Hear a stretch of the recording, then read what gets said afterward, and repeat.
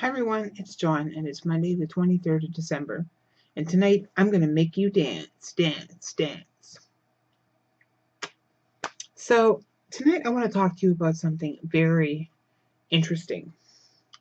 I have recently been bombarded on social media in attacks about aspartame.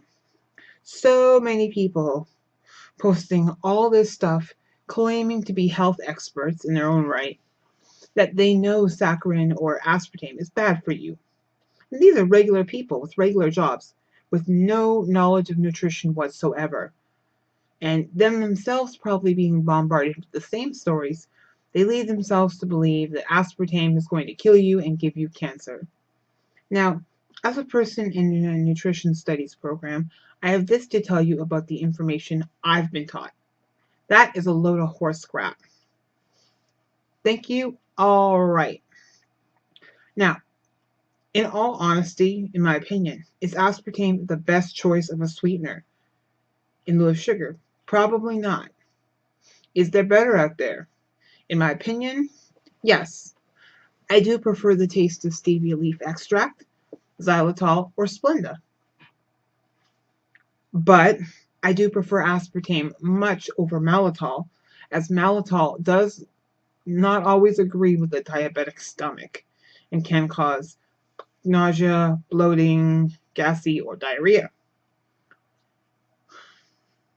Let's just say after I've had a sugar-free chocolate bar sweetened with malitol, you don't want to be standing behind me an hour or two later. Just saying. I know, too much information. Shut up, John. Okay, so the point I'm trying to make here is that it's okay to have different types of sweeteners in relative amounts. Now, the claims that people are making about this having an effect on cancer and causing you cancer, people just don't understand the real story. And I want to share this with you straight out of my textbook, honey. So, saccharin was actually created in the late 1800s, around 1879, and it was used during the First and Second World War, especially in the times of sugar shortages. Okay. In 1907, there was an early attempt to ban saccharin, but it was turned around when President Roosevelt proclaimed that the top safety official behind the effort to ban it was an idiot. Safety questions then resurfaced again before World War I when a board of federal scientists called the artificial sweetener an adulterant that should not be used in foods. The same board then later decided to limit saccharin to just the products intended for invalids, a restriction that was lifted after sugar shortages developed during World War I. Now, in 1958, Congress in the US passed the Food Additives Amendment to the Food, Drug, and Cosmetics Act. Saccharin was one of the ingredients that was listed, generally recognized as safe, or GRAS. That same year, saccharin-based products, Sweet and Low, took the nation by storm. Food and beverage companies scrambled to offer saccharin-sweetened products, which came to include diet soda like Diet Coke, and a plethora of gelatins, candies, and baked goods. By the early 1970s, there were studies done of rats who had been fed saccharin or aspartame, which raised concerns about the sweetener's role in causing bladder cancer. But scientists later suggested that impurities, not saccharin, may have caused the tumors. Then, in the late 1970s, a Canadian study looked specifically at the role of the saccharin in test animals. Researchers fed rats high doses of saccharin, equivalent to 5% of their diet. The results again showed that saccharin caused bladder cancer in rats. Now, because the Delaney Clause prohibits the use of an additive shown to cause cancer in animals or humans, the FDA then proposed an immediate ban on saccharin, fueled in part by the media reports that the test rats were fed an equivalent to as many as 800 diet sodas a day. That was because of a public outcry. Congress responded by passing the Saccharin Study and Labeling Act, which placed a 2-year moratorium on any ban of the sweetener while additional safety studies were conducted. Congress extended the moratorium several times over the years. The law also required that any foods containing saccharin must carry the label that reads, "Use of this product may be hazardous to your health." This product contains saccharin, which has been determined to cause cancer in laboratory animals. Now, this is where the whole cancer debate starts. Because of a test done where rats are fed nearly 800 cans of diet soda in a day, it's causing cancer. Now, literally, would any human drink 800 cans of soda in a day? No, not even me. In May 2000, the National Toxicology Program, or the NTP, removed saccharin from its list of possible human carcinogens. They concluded that the types of tumors caused by saccharin in rats arose from a mechanism that is not relevant to humans. This ruling in keeping with the opinion of other scientific bodies as well. The National Cancer Institute states in its Cancer Facts that studies do not provide clear evidence of a link between aspartame or saccharin and human cancer.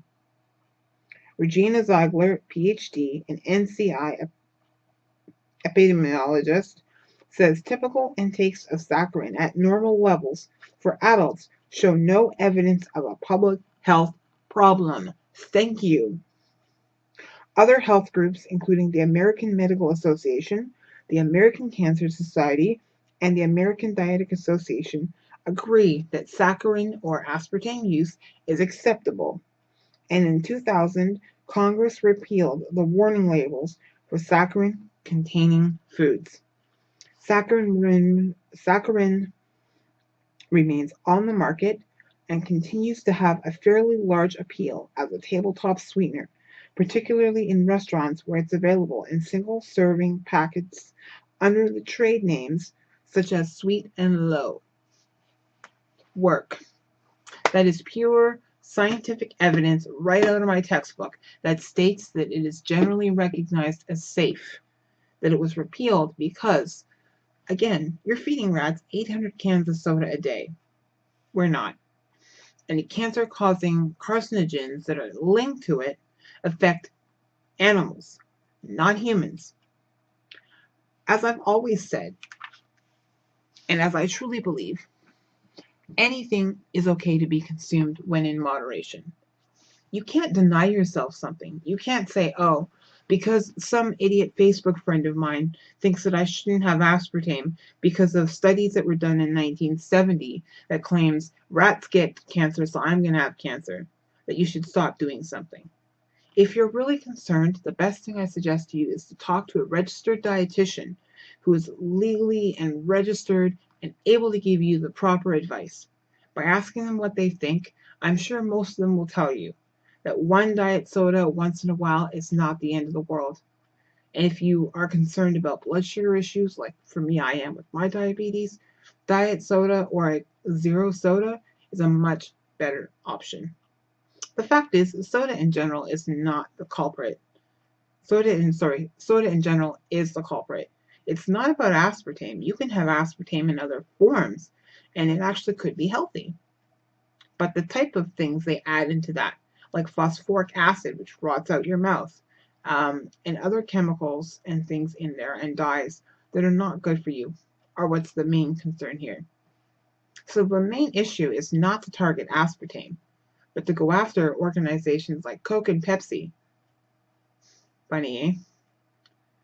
Ultimately, I do enjoy a glass of Coke, and as much as I would love to go after these companies, I don't mind the occasional Diet Coke. And I think being able to choose products that you know, have to enjoy once in a while is fine. Or you can do what I do and have this. It's called Zevia. Now, Zevia is a brand of cola, not Coke product. It's their own marketed brand, and it's an all-natural Coke that is sweetened with stevia leaf extract. It has no sugar and no artificial sweeteners. So you're not getting aspartame, you're not getting any phosphoric acid. It's really awesome. It does have carbonated water, stevia, caffeine, lime oil, lemon oil, natural flavors, cassia oil, nutmeg oil, caramel color, tantaric acid, and citric acid. So it's really, it's a much better choice for you than having something like a Coke product. Other than that, that's all I have to say about that. Ultimately, I want to end on this note.